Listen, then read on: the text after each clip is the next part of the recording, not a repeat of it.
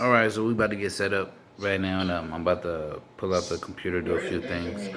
Um, this next video is about to be about Solomon. We was talking about Sheba earlier before we started. We was talking about Ethiopia and all of that. Oh, did you get the four? You ain't watched the four? Yeah. So you knew it was coming. Like I said, I was getting to a point. That wasn't my point. It was just a little. I just leaked out a little bit on that point. So that's what that is. The four, and they respectively named 1, 2, 3, 4. Those are my numbers.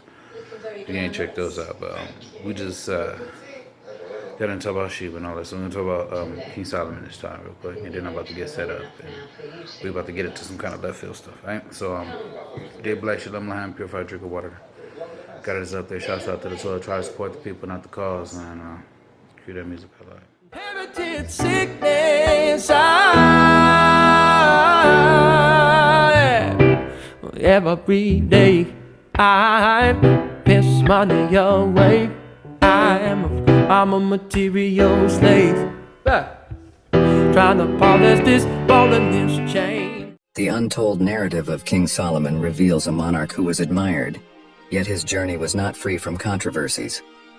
The Bible, a text that does not hide the flaws of its protagonists, narrates the trajectory of Solomon, a king remembered with affection and respect. His devotion to God is exemplified when he sacrifices 1,000 burnt offerings and asks for wisdom, an act that brought peace and ended conflicts, as described in 1 Kings 3:14.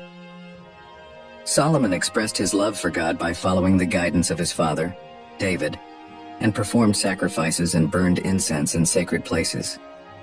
In Gibeon, a place of great significance, he offered 1,000 sacrifices on the altar. That night, God appeared to him in a dream, inviting him to ask for what he wished. Humbly, Solomon requested wisdom to rule justly, impressing God, who granted him not only wisdom but also unparalleled wealth and honor among kings. His fame grew, not just for his authority, but for the depth of his knowledge and solutions. Solomon is credited with writing significant parts of the Bible, such as Ecclesiastes, Song of Songs, and Proverbs, full of wisdom. His words, still explored today, include profound teachings about wisdom, discernment, and the fear of God, as demonstrated in Proverbs 5:1-2, Proverbs 9:10, and Ecclesiastes 3:1-11. The reputation and devout relationship of King Solomon with God reached the Queen of Sheba, sparking her curiosity to the extent that she traveled to Jerusalem to test his wisdom with complex questions. Her arrival was significant, with a huge caravan carrying spices, gold, and precious stones. Meeting with Solomon, she presented her questions, and the king, with his unparalleled wisdom, answered all of them. The Queen of Sheba was deeply impressed upon witnessing Solomon's intelligence, the grandeur of his palace, the opulence of his table, the bearing of his officials, and the religious rituals he conducted. She expressed her admiration, acknowledging that the stories she had heard about Solomon hardly captured the extent of his wisdom and prosperity. She praised God for favoring Solomon and graced him with lavish gifts, including an unprecedented amount of spices. Moreover, Solomon also received treasures from other lands, using quality wood to beautify the Lord's temple and his palace, as well as creating musical instruments. The king not only met the requests of the Queen of Sheba, but also exceeded her expectations with his generosity. However, the account also highlights controversial aspects of Solomon's life, such as his numerous marriages to women from different nations, defying God's warnings. These unions eventually influenced Solomon to stray from God, following pagan gods, a significant deviation that contrasts with his father David's fidelity to God. This part of his life, including the construction of altars to foreign deities, is recorded with a note of disapproval in Reikingisuitwanter, showing how even the wisest can have flaws.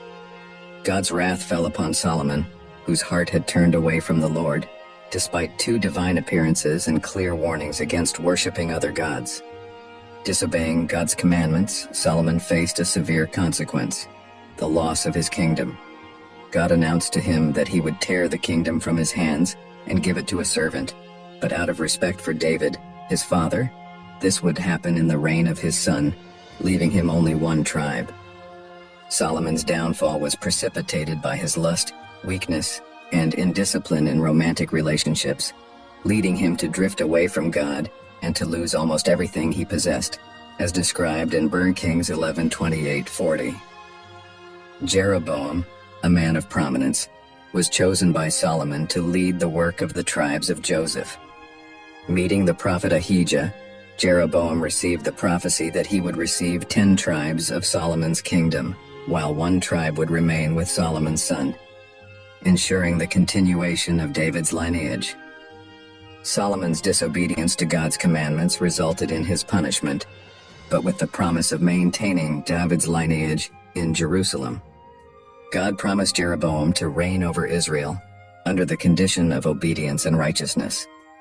Despite Solomon's actions, God assured his presence and promised to build a lasting dynasty for Jeroboam. Solomon, fearing Jeroboam's rise, attempted to kill him, but Jeroboam fled to Egypt, where he remained until Solomon's death. Solomon's legacy, once a beloved leader of the 12 tribes of Israel, was reduced to a single tribe, a reminder that even the greatest heroes have weaknesses to be confronted. The story of Solomon shows us that even the most admired figures have their inner battles to overcome. If we desire a life of integrity, we must face our vulnerabilities with determination. Let us pray.